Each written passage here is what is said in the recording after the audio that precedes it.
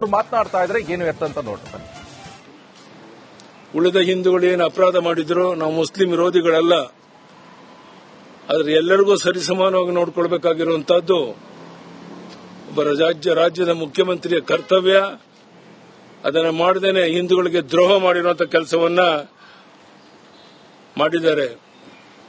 ಪ್ರತಿ ತಿಂಗಳು ಒಂದಲ್ಲ ಒಂದು ರೀತಿ ಬೆಲೆಯನ್ನು ಹೆಚ್ಚಳ ಮಾಡ್ತಾನೆ ಇದ್ದಾರೆ. ತಮಗೆ ಗೊತ್ತಿದೆ,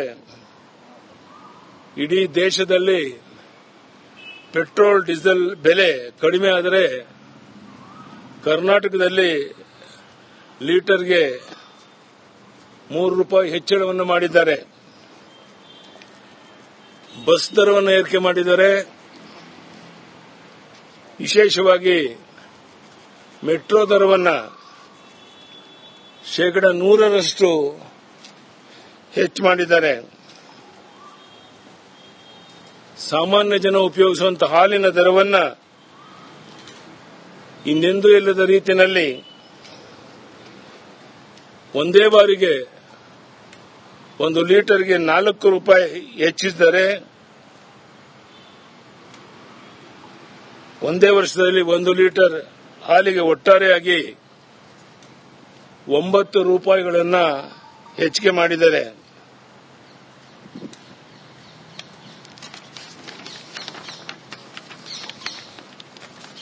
ಬಹಳ ಮುಖ್ಯವಾಗಿ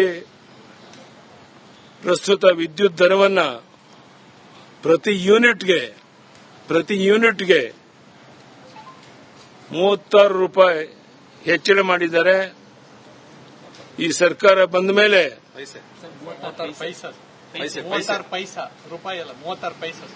ಕ್ಷಮಿಸಿ 36 ಪೈಸೆ ಪ್ರಸ್ತುತ ವಿದ್ಯುತ್ ದರವನ್ನು 36 ಪೈಸೆ ಹೆಚ್ಚಳ ಮಾಡಿದ್ದಾರೆ. ಈ ಸರ್ಕಾರ ಬಂದ ಮೇಲೆ ಇದು 2ನೇ ಬಾರಿ ವಿದ್ಯುತ್ ದರವನ್ನು ಏರಿಸ್ತಾ ಇದ್ದಾರೆ. ಇದರಿಂದ ಸಣ್ಣ ಮಧ್ಯಮ ವರ್ಗದ ಜನ ಜೀವನ ಮಾಡಕ್ಕೆ ಸಾಧ್ಯವಿಲ್ಲದಷ್ಟು ಉಸಿರು ಕಟ್ಟುವಂತಹ ಪರಿಸ್ಥಿತಿ ಬಂದಿದೆ. ಈ ಹಿಂದೆ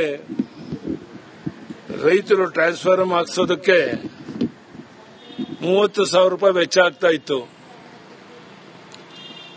ಈಗ 2.5 ಲಕ್ಷ ಏರಿಕೆ ಮಾಡಿದ್ದಾರೆ. ಅದೇ ರೀತಿ stamp duty, SR value, guidance value ಇವುಗಳನ್ನು 100% ಇಂದ 1,000% ಹೆಚ್ಚಳ ಮಾಡಿದ್ದಾರೆ. ದಿನಬಳಕೆಯ ಪ್ರತಿ ವಸ್ತುವಿನ ಬೆಲೆಯನ್ನ ಏರಿಸುತ್ತಿರುವಂತಹ ಕಾಂಗ್ರೆಸ್ ಸರ್ಕಾರ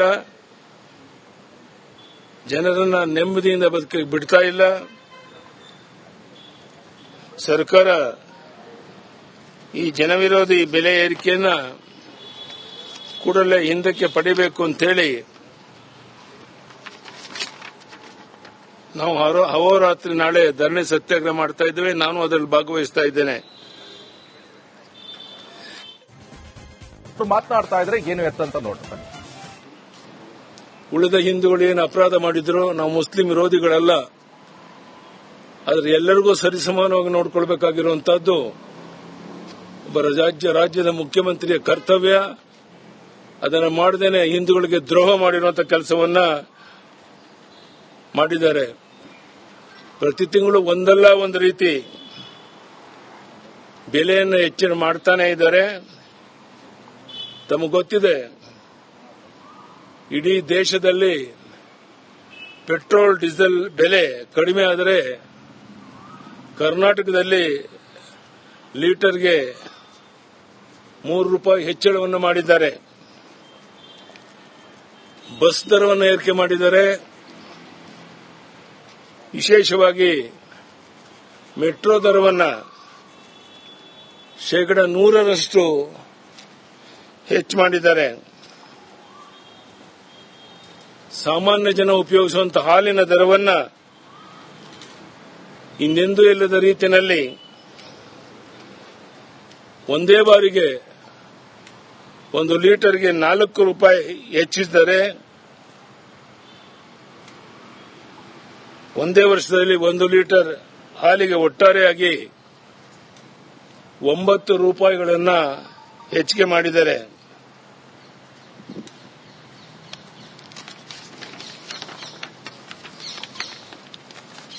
ಬಹಳ ಮುಖ್ಯವಾಗಿ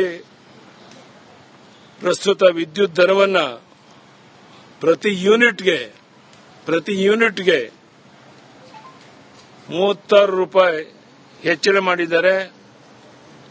ಈ ಸರ್ಕಾರ ಬಂದ ಮೇಲೆ 36 ಪೈಸೆ ಪ್ರಸ್ತುತ ವಿದ್ಯುತ್ ದರವನ್ನು 36 ಪೈಸೆ ಹೆಚ್ಚಳ ಮಾಡಿದ್ದಾರೆ. ಈ ಸರ್ಕಾರ ಬಂದ ಮೇಲೆ ಇದು 2ನೇ ಬಾರಿ ವಿದ್ಯುತ್ ದರವನ್ನು ಏರಿಸ್ತಾ ಇದ್ದಾರೆ. ಇದರಿಂದ ಸಣ್ಣ ಮಧ್ಯಮ ವರ್ಗದ ಜನ ಜೀವನ ಮಾಡಕ್ಕೆ ಸಾಧ್ಯವಿಲ್ಲದಷ್ಟು ಉಸಿರು ಕಟ್ಟುವಂತಹ ಪರಿಸ್ಥಿತಿ ಬಂದಿದೆ. ಈ ಹಿಂದೆ ರೈತರು ಟ್ರಾನ್ಸ್ಫಾರ್ಮರ್ ಹಾಕ್ಸೋದಕ್ಕೆ 30,000 ರೂಪಾಯಿ ವೆಚ್ಚ ಆಗ್ತಾ ಇತ್ತು. ಈಗ 2.5 ಲಕ್ಷ ಏರಿಕೆ ಮಾಡಿದ್ದಾರೆ. ಅದೇ ರೀತಿ stamp duty, SR value, guidance value ಇವುಗಳನ್ನು 100% ಇಂದ 1,000% ಹೆಚ್ಚಳ ಮಾಡಿದ್ದಾರೆ. ದಿನಬಳಕೆಯ ಪ್ರತಿ ವಸ್ತುವಿನ ಬೆಲೆಯನ್ನ ಏರಿಸುತ್ತಿರುವಂತಹ ಕಾಂಗ್ರೆಸ್ ಸರ್ಕಾರ ಜನರನ್ನ ನೆಮ್ಮದಿಯಿಂದ ಬದುಕಕ್ಕೆ ಬಿಡ್ತಾ ಇಲ್ಲ. ಸರ್ಕಾರ ಈ ಜನವಿರೋಧಿ ಬೆಲೆ ಏರಿಕೆಯನ್ನ ಕೂಡಲೇ ಹಿಂದಕ್ಕೆ ಪಡಿಬೇಕು ಅಂತೇಳಿ ನಾವು ಅಹೋರಾತ್ರಿ ನಾಳೆ ಧರಣಿ ಸತ್ಯಾಗ್ರಹ ಮಾಡ್ತಾ ಇದ್ದೇವೆ. ನಾನು ಅದರಲ್ಲಿ ಭಾಗವಹಿಸ್ತಾ ಇದ್ದೇನೆ. ಮಾತನಾಡ್ತಾ ಇದ್ರೆ ಏನು ಎತ್ತಂತ ನೋಡ್ತಾರೆ. ಉಳಿದ ಹಿಂದೂಗಳು ಏನು ಅಪರಾಧ ಮಾಡಿದ್ರು ನಾವು ಮುಸ್ಲಿಂ ವಿರೋಧಿಗಳಲ್ಲ. ಆದ್ರೆ ಎಲ್ಲರಿಗೂ ಸರಿಸಮಾನವಾಗಿ ನೋಡಿಕೊಳ್ಬೇಕಾಗಿರುವಂತಹದ್ದು ಒಬ್ಬ ರಾಜ್ಯದ ಮುಖ್ಯಮಂತ್ರಿಯ ಕರ್ತವ್ಯ. ಅದನ್ನು ಮಾಡದೇನೆ ಹಿಂದೂಗಳಿಗೆ ದ್ರೋಹ ಮಾಡಿರುವಂತಹ ಕೆಲಸವನ್ನ ಮಾಡಿದ್ದಾರೆ. ಪ್ರತಿ ತಿಂಗಳು ಒಂದಲ್ಲ ಒಂದು ರೀತಿ ಬೆಲೆಯನ್ನು ಹೆಚ್ಚಳ ಮಾಡ್ತಾನೆ ಇದ್ದಾರೆ. ತಮಗೆ ಗೊತ್ತಿದೆ, ಇಡೀ ದೇಶದಲ್ಲಿ ಪೆಟ್ರೋಲ್ ಡೀಸೆಲ್ ಬೆಲೆ ಕಡಿಮೆ ಆದರೆ ಕರ್ನಾಟಕದಲ್ಲಿ ಲೀಟರ್ಗೆ 3 ರೂಪಾಯಿ ಹೆಚ್ಚಳವನ್ನು ಮಾಡಿದ್ದಾರೆ. ಬಸ್ ದರವನ್ನು ಏರಿಕೆ ಮಾಡಿದ್ದಾರೆ. ವಿಶೇಷವಾಗಿ ಮೆಟ್ರೋ ದರವನ್ನು